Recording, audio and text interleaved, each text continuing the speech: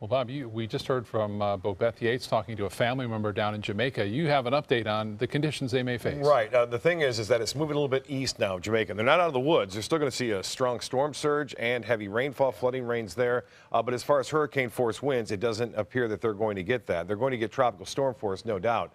But the hurricane force winds are going to be confined to Haiti now for certain. And then the eastern tip of Cuba as well will get the hurricane force winds. But no longer is there a hurricane warning in effect for Jamaica at this point.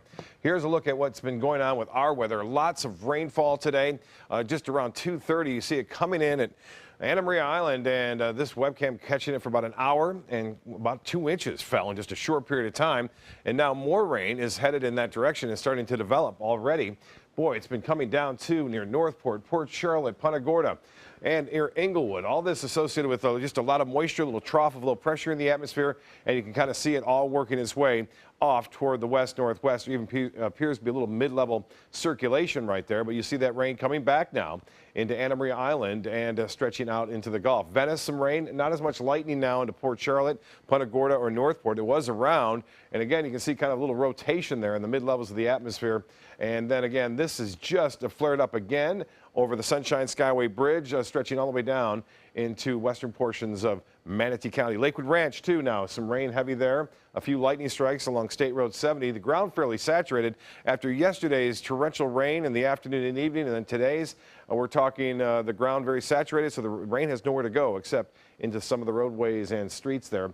These are some estimates near Englewood, over 2 inches, near Arcadia, 1.5 inches, Wauchula, over 1.5 inches, and right there near Ellington, Ellington Mall, they had over 1.5 inches in just a short period of time. This video was sent in by Sherry, and she sent this in via Facebook, and you can see that truck having a hard time going through US 301 right there by the outlet mall. It just shows you how fast these storms have been making their way through and producing some very heavy rainfall, even some small hail reported, and winds gusted as high as 40 to 50 miles an hour at the Rod and Reel Pier, which is at the north end of Anna Maria.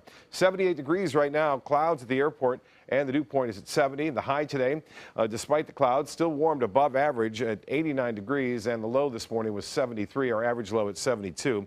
Statewide temperatures, Tallahassee, the warm reading at 88, 87, still warm in Key West and in Miami. Temperatures have really cooled off, though, all in the low to mid 70s, even some upper 70s, though still at Cortez. The Gulf of Mexico temperature now at 86 degrees, still warm there.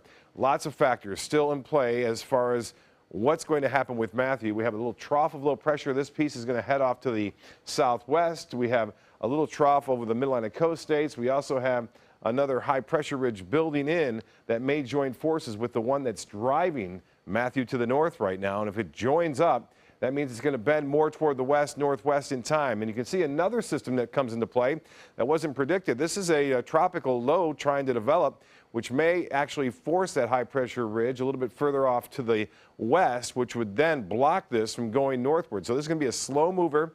It's not going to be around very long. I mean, I should say it's going to be around a long time. And we're not going to have a real good handle on it as far as what it's going to do until it emerges out of the eastern tip of Cuba. A devastating storm for Haiti begins tonight, especially tomorrow morning when we're expecting winds up to 140 miles an hour. It's not expected to weaken as it makes its way off to the north. And you see here's Jamaica right here, so they'll miss the full brunt of the storm. All of the central Bahamas under a hurricane warning right now. Hurricane watch in effect for the northwest Bahamas. And then this cone, as I showed you earlier, has shifted west. And we'll wait for the 11 o'clock advisory. It may shift even further west, depending upon the forecast models.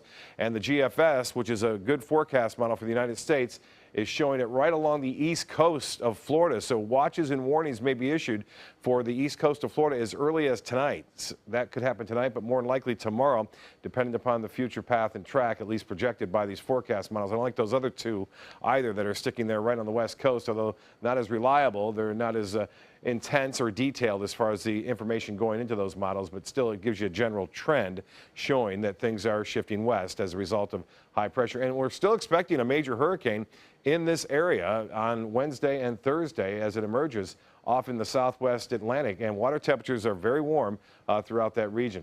We'll get to the forecast right now. For boaters, it looks like this. It's tough going out there right now, especially near the Sunshine Skyway. Northeast winds at 10 knots. Seas will be 1 to 2 feet with a light chop. Things should calm tomorrow morning. However, they'll be back again by the afternoon. Low tide at 8:47, high tide at 1:54. Strong storms continuing at least for the next couple of hours, and then mostly cloudy, patchy fog developing inland tomorrow. Heavy rain possible, variable clouds, 50% chance for showers and storms. This really has nothing to do with what Matthew is doing either, by the way. 88 degrees of the high temperature tomorrow. The extended forecast is calling for changing weather. We'll have to keep an eye on it. Tropics obviously may change things around a little bit, but we could see some drier air move in over the weekend.